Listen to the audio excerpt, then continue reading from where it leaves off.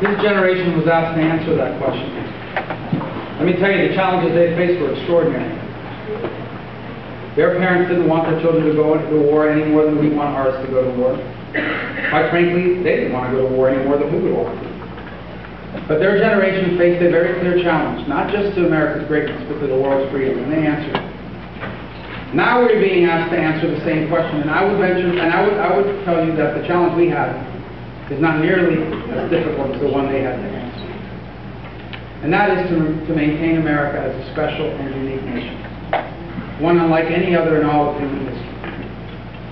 Now, oftentimes when I say that to people about how special America is, every now and then someone will roll their eyes and say, you know, this thing about America being exceptional, that's something we Americans tell each other to make ourselves feel good.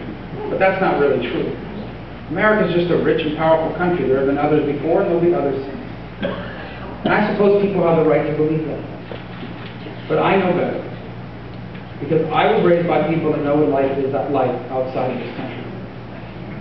You see, neither one of my parents had the opportunity to do the things I had a chance to do. My father lost his mother when he was 9. She died, and he went to work. He worked for 70 years thereafter. I have a 9-year-old son. It's hard for me to imagine him working full-time. That's what he did.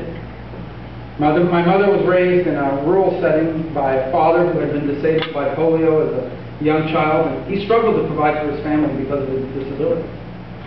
Both of them were born into a country that they loved, but into a society where your future was determined by your past.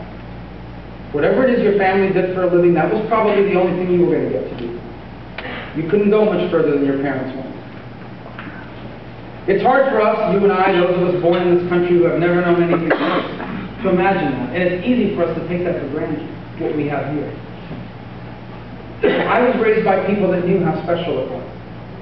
By people that made it the purpose of their lives to ensure that all the things that had become impossible for them would be possible for us.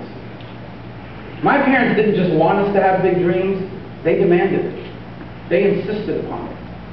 They wanted us to know from a very young age that we had a privilege that few people that have ever lived ever had. And that is to be the privilege of being citizens of perhaps the only nation in human history where the son of a bartender and a maid could have the same dreams as the son of a millionaire or a president. And you know, that became the purpose of their lives. Every time I speak at events like this and I see a bartender standing behind a rollaway bar, I'm reminded of my father because that's what he did for a living. He worked all those years at events like this. So one day his children could be sitting at one of these tables or even standing at a podium like this. It became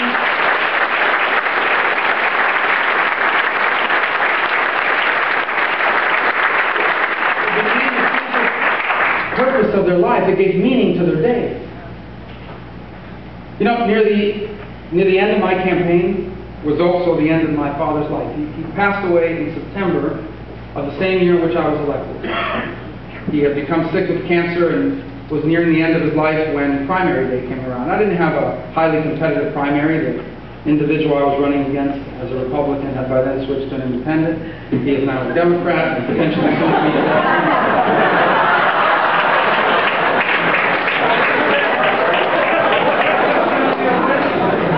Former Governor Chris, by the way, announced a few days ago that he would potentially be traveling to Cuba, so he may have one more party change in him.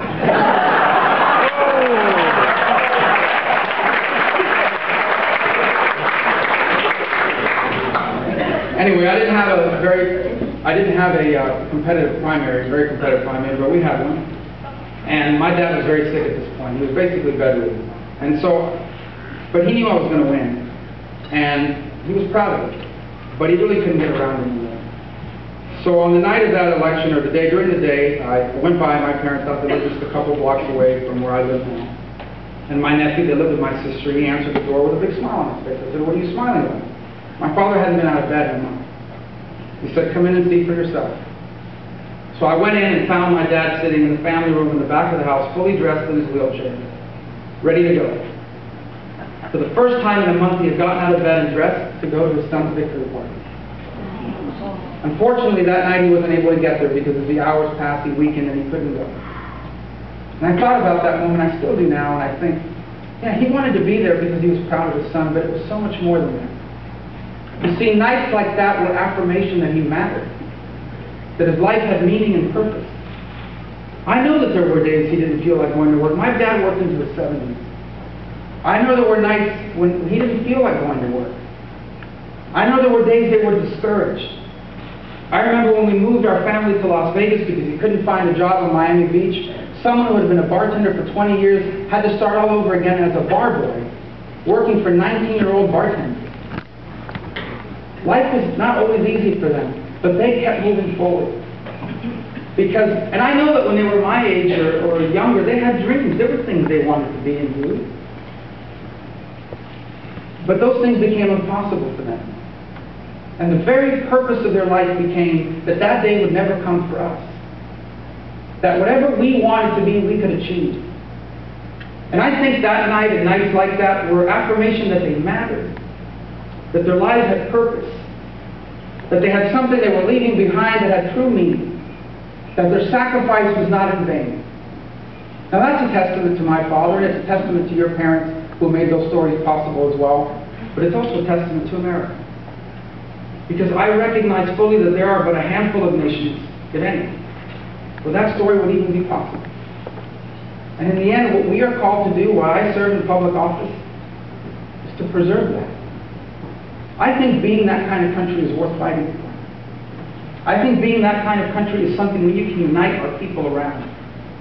I think a country that has been bitterly divided by a president, that has pitted us against each other, is a country that is crying out to be unified behind an agenda for the future. And for me, that agenda is very clear. We want to remain special. We want to be unique.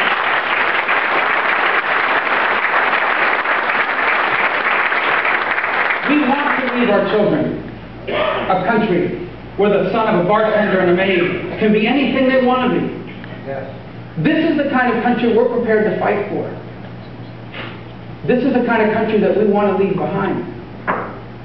And our country desperately needs a political movement that makes it the central cause of their existence. And that's where we come in as Republicans. The other side says they believe in the American dream, and I don't doubt that they think they do. But the true American dream is not about what the government can do for us, but what we can do for ourselves and for our nation together.